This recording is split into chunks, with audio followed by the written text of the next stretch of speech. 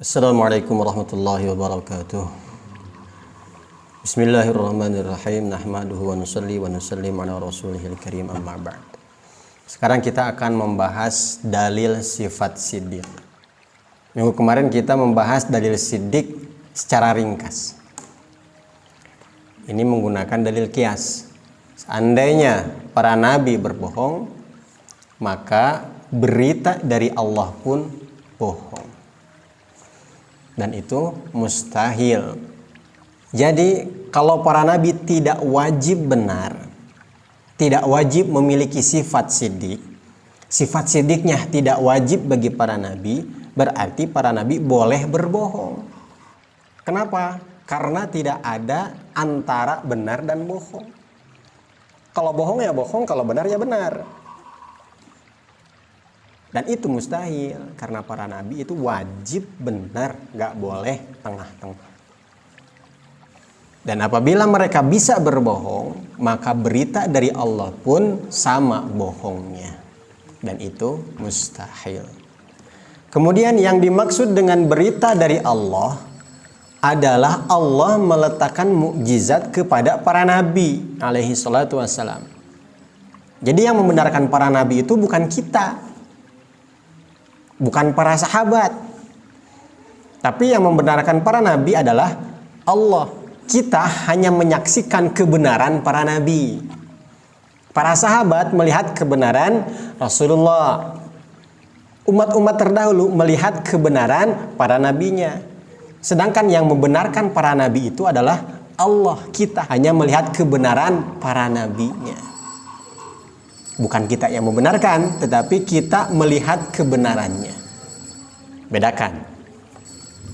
Dari mana kita melihat kebenaran para nabi? Melihat dari bukti-bukti berupa mukjizat yang Allah berikan kepada para nabi.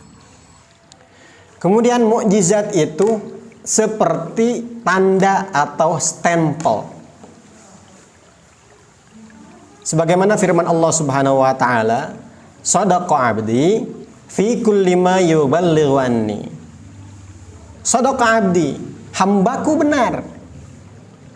Fi kulli ma yuballighu anni, dan apa yang disampaikan itu betul-betul dari aku. Para nabi berbicara, bersabda, menyampaikan firman Allah, membacakan ayat-ayat Al-Quran, membacakan kitab-kitabnya.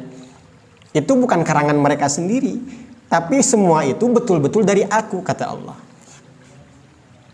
Shadaqa 'abdi fi kulli ma yuballighu anni.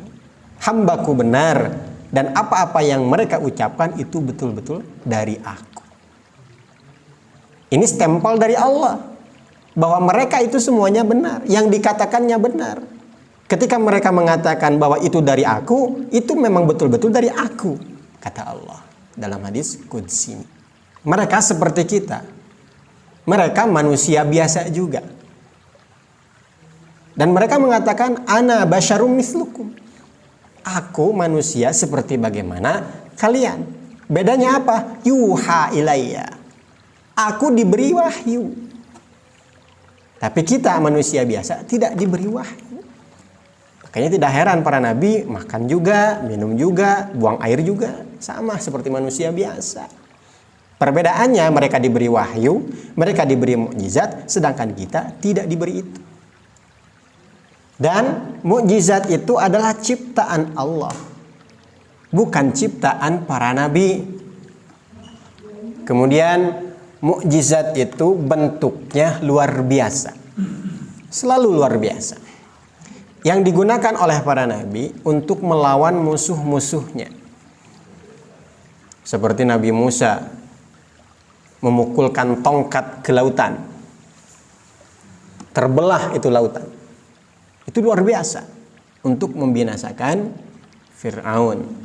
Melemparkan tongkat menjadi ular besar untuk melawan para penyihir-penyihirnya Fir'aun. Dan tadi disebutkan mukjizat itu ciptaan Allah. Apakah Nabi Musa bisa membelah lautan? Tidak. Karena mukjizat itu ciptaan Allah, maka yang membelah lautan itu adalah Allah. Nabi Musa hanya mengikuti perintah saja. Sebagai bukti bahwa benar ini Nabi Allah. Jadi bukan berarti Allah memberikan kekuatan kepada Nabi Musa sehingga Nabi Musa bisa membelah lautan, tidak. Mukjizat itu adalah perbuatan Allah, ciptaan Allah.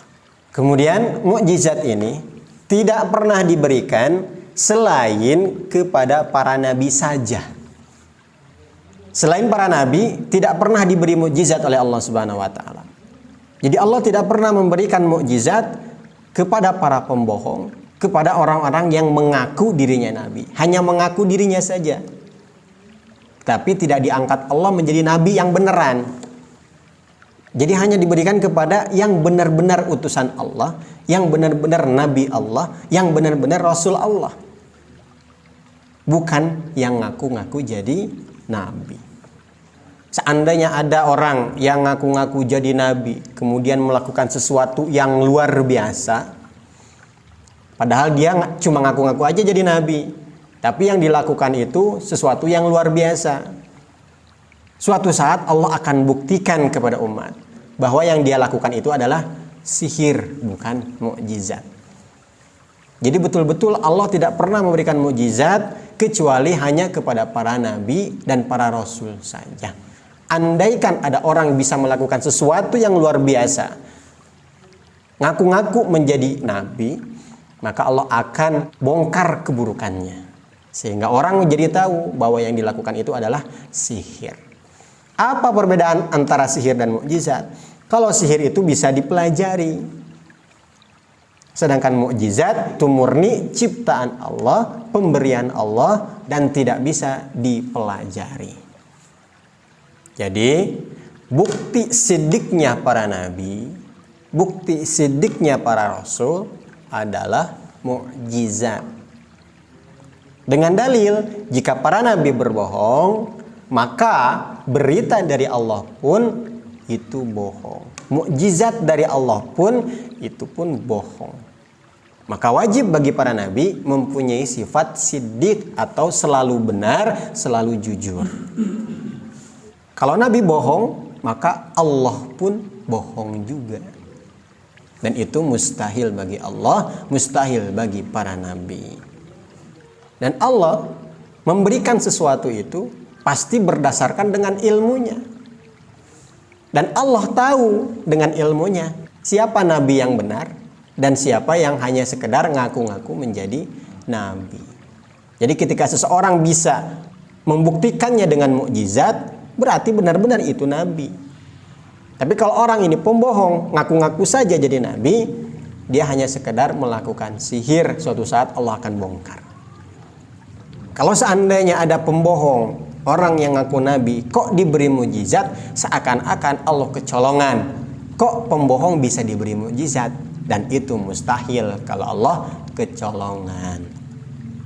Dan berita yang didasari oleh pengetahuan Allah, oleh ilmu Allah, itu tidak akan menyalahi kenyataan, pasti akan sesuai dengan kenyataan.